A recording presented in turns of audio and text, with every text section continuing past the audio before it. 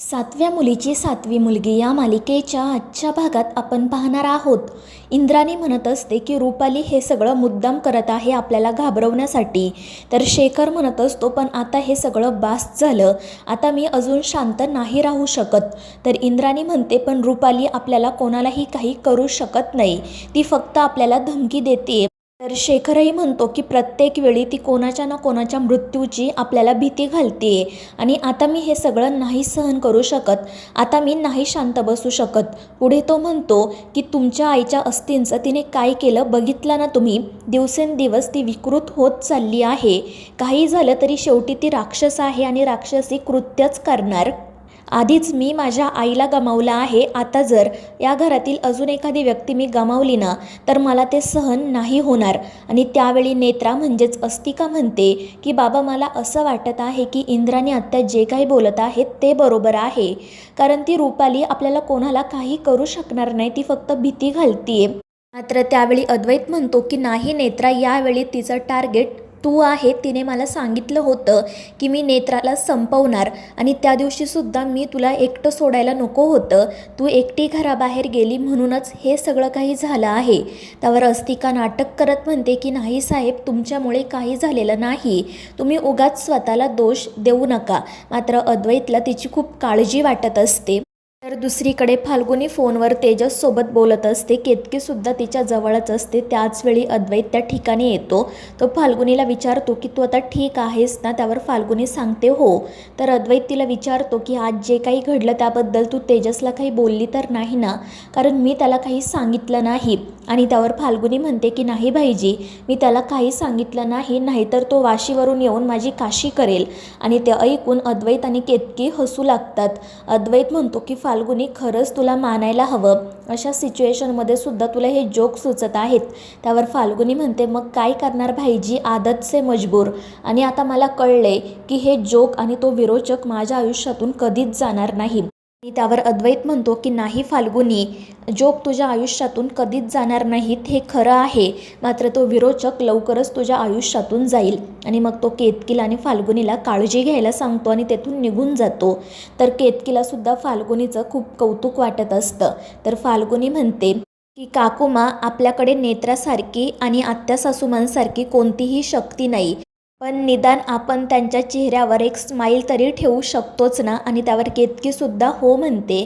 तर फाल्गुनी तिला सांगते की यापुढे मी ठरवलं आहे की अजिबात त्या विरोचकाला घाबरायचं नाही. आणि ते ऐकून केतकी आनंदाने तिला मिठी मारते. तर दुसरीकडे ती अस्तिका नेत्राचा ड्रेस बघत असते आणि तिला आठवत असतं की विरोचकाने सांगितले, त्रिनयना देवीने मारलेल्या कालवज्राचा जन्म तुझ्याच पोटी व्हायला हवा. आणि मग ती मनाशीच म्हणत असते की विरोचकाने जो आदेश दिला आहे तो खरंच खूप अवघड आहे, मात्र काही झालं तरी विरोचकाचा आदेश मला पाळावाच लागेल, आज रात्रीच काहीतरी करावं लागेल.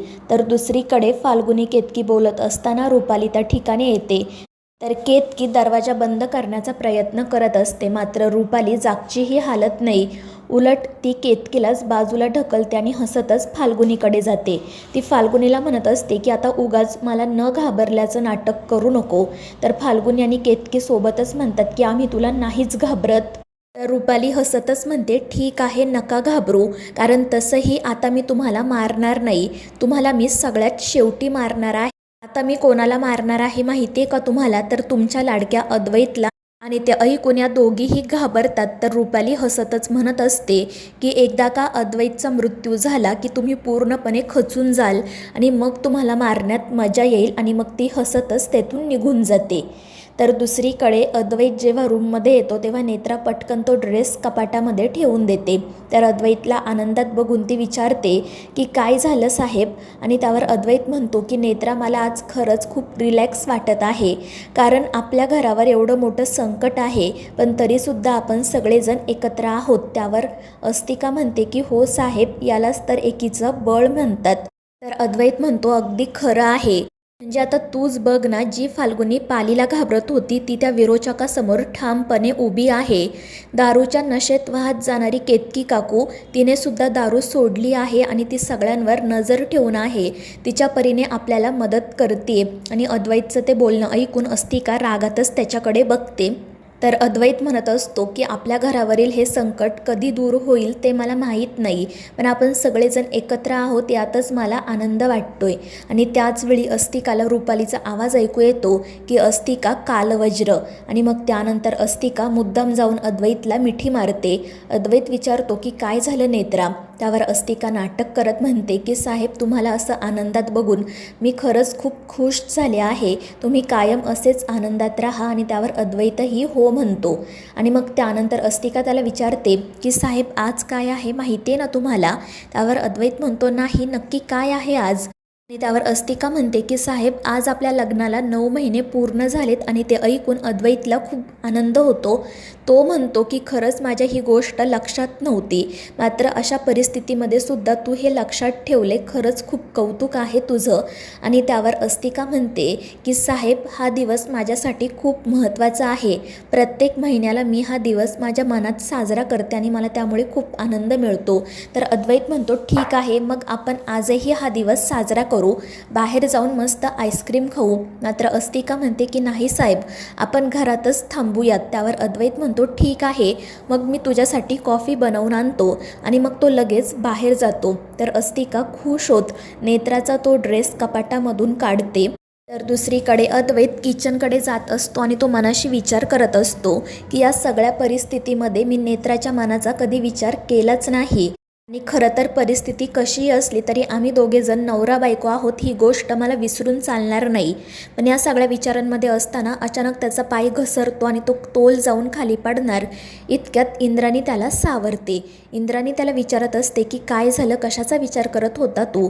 त्यावर अद्वैत म्हणतो काही नाही आत्या, चुकून पाय घसरला. आणि ते दोघेजण बोलत असताना अचानक ममताच्या फोटोवर जो हार असतो तो खाली पडतो. आणि त्या आवाजाने अद्वैत आणि नेत्रा त्या फोटोजवळ जातात.